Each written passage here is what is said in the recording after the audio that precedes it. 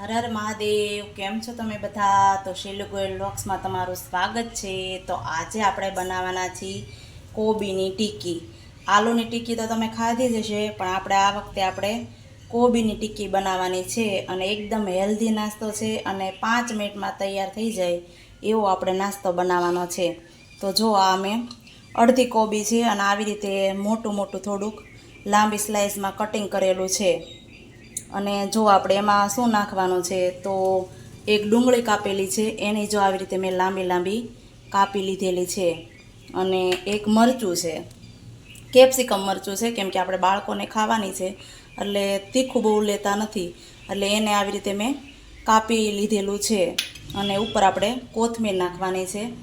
પછી આમાં બધું મસ્ત ધાણા જીરું, હળદર ને હિંગ અને આ ચાટ મસાલો છે. અને જરૂર મુજબ આપણે મીઠું લેવાનું છે. અને તળવા માટે આપણે તેલ જોશે, એટલે આપણે પરોઠા તળીએ ને એ રીતે તળવાનું છે. અને આ એક વાટકી મેં ચણાનો લોટ લીધો છે.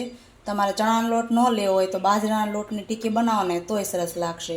તો હવે આપણે આમાં બધું એડ કરી દઈએ. જો આપણે આમાં ડુંગળી નાખી દેવાની છે, પછી કેપ્સિકમ, મરચું.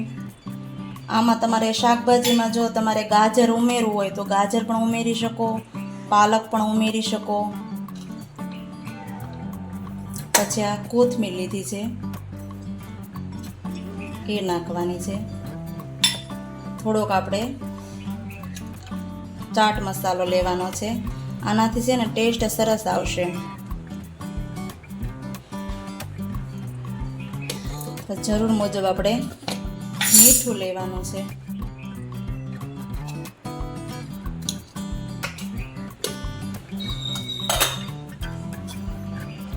હળદર આપણે અડધી ચમચી લઈએ છીએ. અને 1 ચમચી આપણે ધાણા જીરું પાવડર અને લાલ મરચું આપણે અડધી ચમચી લઈએ છીએ. પછી વ્યવસ્થિત મિક્સ કરી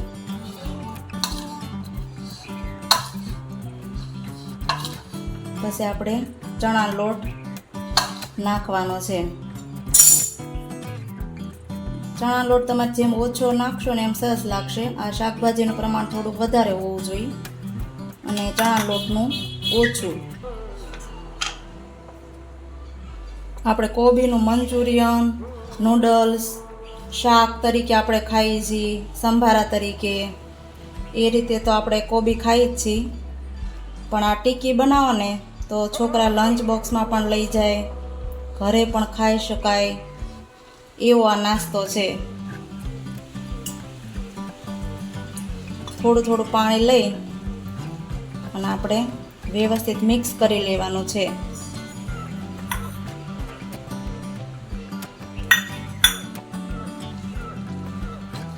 અને આ બહુ સરસ લાગે છે. એકવાર તમે ટ્રાય કરજો.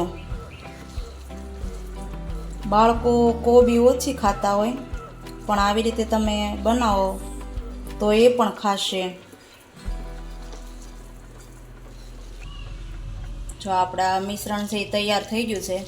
જો આવી રીતે રાખવાનું, બહુ ઢીલું નથી રાખ્યું આપણે અને બહુ વધારે ઘટ પણ નથી. આમાં તમારે લીંબુ થોડુંક નાખવું હોય તો તમે નાખી શકો, પણ મેં અત્યારે ચાટ મસાલો લીધો છે એટલે એનાથી ટેસ્ટ છે એ સરસ જ આવે.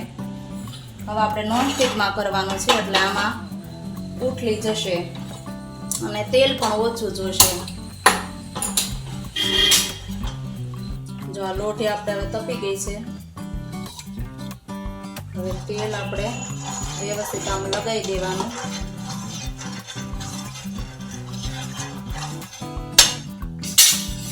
અને પછી આપણે ટીકી પાડવાની છે. આવી રીતે આમ ચપાટી જેવું કરી નાખવાનું.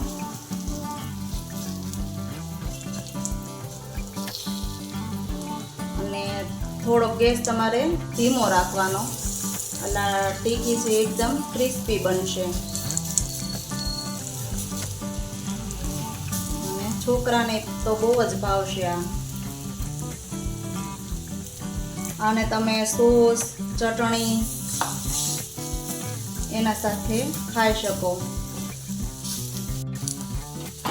આવી રીતે આમ તેલ થોડું આપણે નીચે આમ કરી લેવાનું.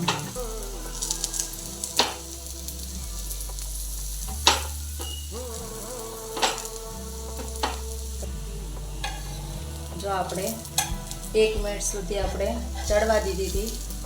ગેસ તમારે થોડોક ધીમો રાખવાનો, એટલે મીડિયમ.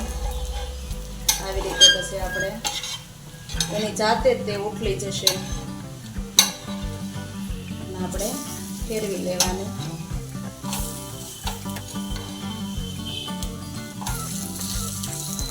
ધીમો રાખશો એટલે અંદર પણ આ બધું કોબી, ડુંગળી એ બધું વ્યવસ્થિત ચડી જશે અને એકદમ ક્રિસ્પી થશે. હવે બીજી બાજુ આપણે ફેરવી લીધું છે. હવે એને આપણે 1 થી 2 મિનિટ સુધી ચડવા દેવાનું છે. થોડુંક આપણે તેલ એડ કરી દઈએ.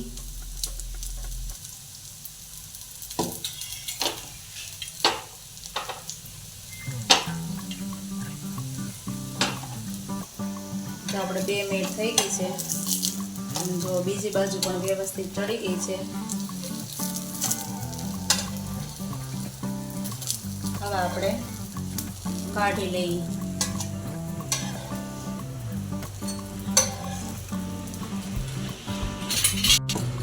એવી રીતે આપણે બીજી વાર થોડુંક તેલ એડ કરી અને બીજી આપણે ટીકી છે એ બનાવી લેવાની છે.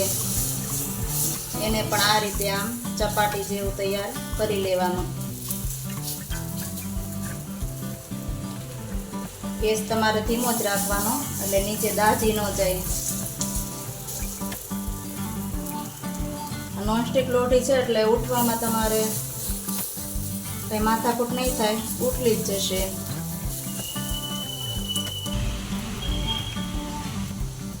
જો આપણે હવે છેલ્લે તો હવે બધી જ ટીકી આપણે પાડી લીધી છે. વ્યવસ્થિત તમારી રીતે આમ ગોઠવી અને ચપાટી જેવું કરી અને ટીકી આપણે ચડવા દેવાની. મોટી નોનસ્ટિક હોય એટલે વધારે ટીકી સમાઈ જાય. હવે એને પણ આપણે ક્રિસ્પી જ તે કરવાની છે. જો આપણે કોબી ટીકી છે એ તૈયાર થઈ ગઈ છે. તો આ કોબી ટીકીની રેસીપી તમને કેવી લાગી એ મને કોમેન્ટમાં જરૂર કહેજો. લાઈક કરો, શેર કરો, સબસ્ક્રાઈબ કરો અને બેલ આઇકન જરૂરથી દબાવજો, જેથી તમને નવી નવી નોટિફિકેશન મળતી રહેશે. તો મહાદેવ. આમ જો ખાવામાં પણ જુઓ તમે, એકદમ નવી રેસીપી છે અને આ હેલ્ધી નાસ્તો છે, વિટામિનથી ભરપૂર છે. તો એકવાર તમે ચોક્કસ ટ્રાય કરજો. હું તો ટ્રાય કરી લઉં છું.